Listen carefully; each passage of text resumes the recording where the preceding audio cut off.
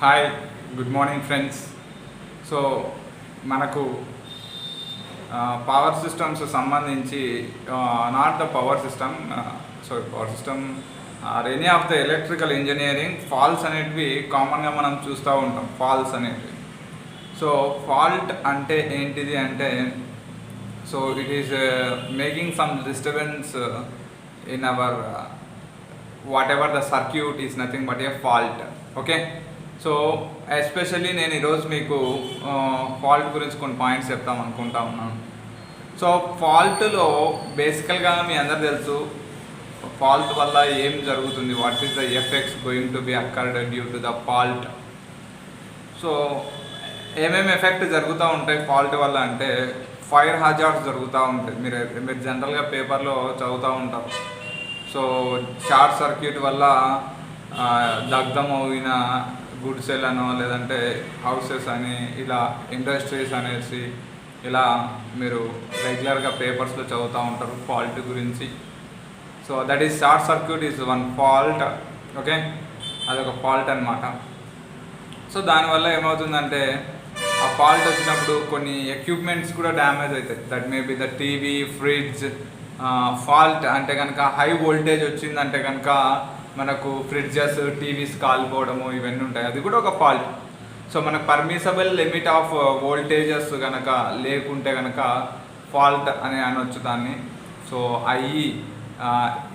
Indian electrical rules ప్రకారంగా supply voltage కనుక లేకున్నా, ఫ్రీక్వెన్సీ లేకున్నా ఈ విధంగా జరుగుతాయి.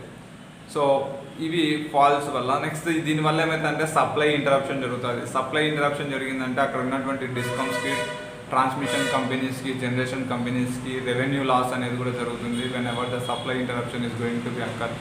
సో ఈ విధంగా మనకు చాలా చాలా నష్టాలే ఉన్నాయి కానీ ఈ యొక్క ఫాల్ట్ వల్ల. సో ఇంకా ఏమంటే కనుక ఎక్విప్మెంట్స్ డ్యామేజ్ అవుతాయి. So not only the equipments in the house hold side but also when it comes to industry side as well as substation apparatus, transmission and distribution apparatus, that is puncturing of insulators, all these are going to be taken place. So ఇవన్నీ కూడా ఇలాంటి పరిణామాలు అనేటివి జరుగుతాయి fault వల్ల. So maximum fault రాకుండా ఉండడానికి చూసుకోవాలి. సో ఈ ఫాల్ట్ ఎక్కువ ఏ దాని మీద వస్తాయంటే కనుక ఎక్కువ వచ్చేసరికి మనకు ట్రాన్స్మిషన్ లైన్ మీద ఎక్కువ ఫాల్ట్స్ అనేటివి వస్తాయి. 50% ఆఫ్ ద ఫాల్ట్ అన్నీ కూడా ట్రాన్స్మిషన్ లైన్స్ మీదనే మనకు వస్తూ ఉంటాయి. ఓకేనా.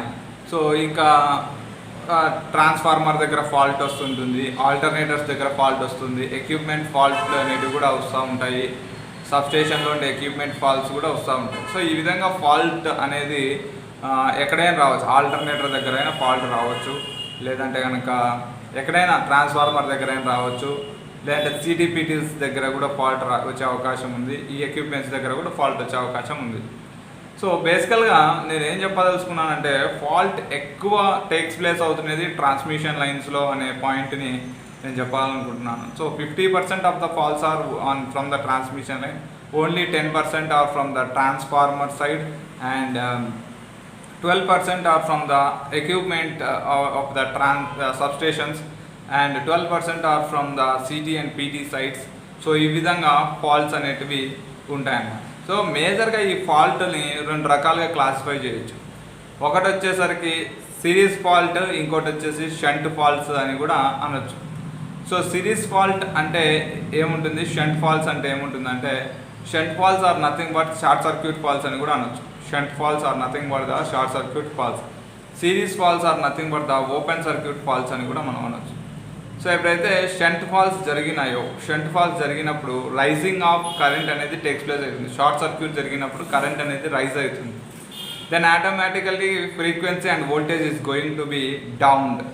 ఓకే, సో అవి అనేవి దాని పర్మిసబుల్ లిమిట్ కంటే పడిపోతాయి.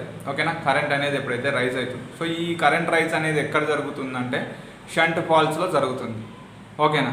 సిరీస్ ఫాల్ట్స్కి వచ్చేసరికి మనకు సో ఓపెన్ సర్క్యూట్ ఫాల్ట్స్ అనమాట. సో ఈ ఓపెన్ సర్క్యూట్ ఫాల్ట్స్లో మనకు ఏ విధంగా ఉంటుందంటే అంటే లైన్ ఓపెన్ అయిపోయిందంటే కనుక ఓపెన్ సర్క్యూట్ ఫాల్ట్ వచ్చినప్పుడు your voltage is going to be increased and your frequency is going to be increased and your current is going to be decreased in series fault.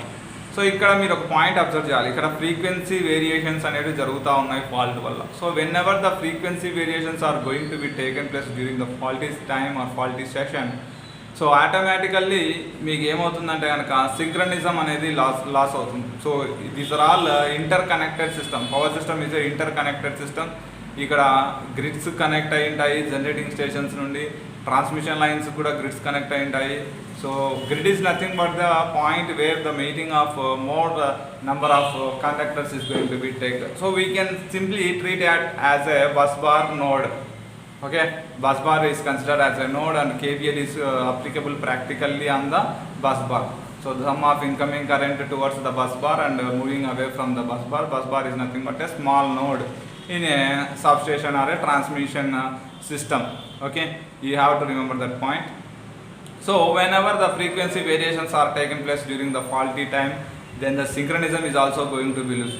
So ఇక్కడ fault అనేది ఎప్పుడన్నా వచ్చిందంటే frequency variation జరుగుతుంది, ఫ్రీక్వెన్సీలు పెరగడం కానీ తగ్గడం కానీ జరుగుతూ ఉంది. దీనివల్ల దీనికి ఇంటర్ కనెక్షన్ అయినటువంటి లైన్స్ అనేవి దాని యొక్క synchronism mismatching of frequencies takes place అవుతాయప్పుడు ఆటోమేటిక్గా మనకి ఏమవుతుందంటే సింక్రనిజం లూజ్ అయ్యి కనెక్షన్ అనేది, సో ఫ్రీక్వెన్సీ రిలే అనేది ట్రిప్ అయిపోయి మనకు కనెక్షన్స్ అనేవి బంద్ అయిపోతాయి, సప్లై అనేది బంద్ అయిపోతుంది.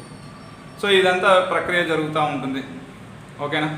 సో నెక్స్ట్ ఈ దీంట్లోనే సిమెట్రికల్ ఫాల్స్, అసిమెట్రికల్ ఫాల్స్ అని రెండు రకాలు ఉంటాయండి. సిమెట్రికల్ ఫాల్స్ అంటే కనుక త్రిబుల్ ఫాల్ట్, త్రిబుల్ ఫాల్ట్ అనేటివి అంటారు సిమెట్రికల్ ఫాల్స్.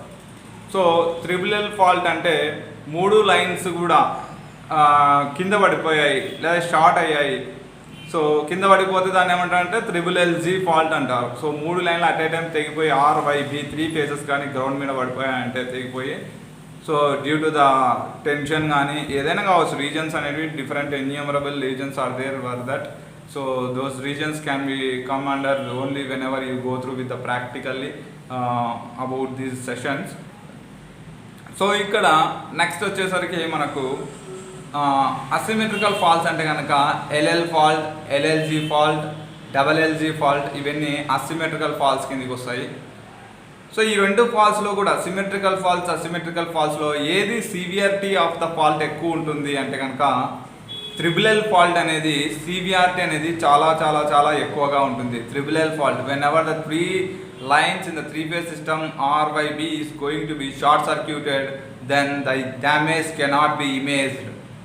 సో మనం ఇమేజ్ అనేది an imagination, that image cannot be imagined by us whenever the RYB are going to be short circuited. Okay, so and next thing is, so when you comes to near to the alternator, so alternator దగ్గర తీసుకున్నట్లయితే మీరు so alternator దగ్గర తీసుకున్నట్లయితే మీరు alternator దగ్గర ఇప్పుడు ఒక fault వచ్చిపోయినట్టుగా మీకు అనిపించింటుంది. సో ఆల్టర్నేటర్ దగ్గర తీసుకుంటే కనుక మీరు LG ఫాల్ట్ అనేది చాలా సివియర్ ఉంటుంది ఆల్టర్నేటర్ దగ్గర. లైన్ టు గ్రౌండ్ ఫాల్ట్ అనేది very severe in the alternator. So alternator protections ఉన్నాయి, ట్రాన్స్ఫార్మర్ ప్రొటెక్షన్స్ ఉన్నాయి, ఓకేనా, మిడ్ స్ప్రెడ్స్ ప్రొటెక్షన్ అనేసి ఇవన్నీ. సో ఆ ప్రొటెక్షన్స్ గురించి కూడా మనం డిస్కషన్ చేద్దాం.